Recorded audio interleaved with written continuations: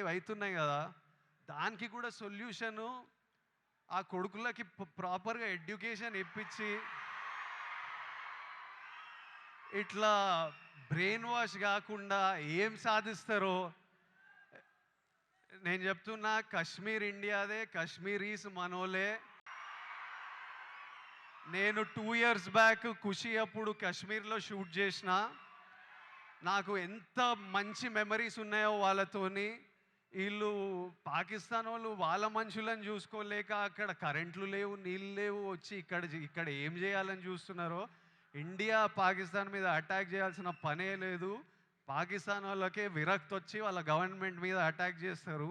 ఇట్లనే కంటిన్యూ అయితే అసలు 500 years బ్యాక్ ట్రైబల్స్ కొట్టుకున్నట్టు వీళ్ళు బుద్ధి లేకుండా, మినిమం కామన్ సెన్స్ లేకుండా చేసే పనులు. మనము we should stand united as people, love each other. India, we will, as people, we need to always move forward, stay united. Education is super key.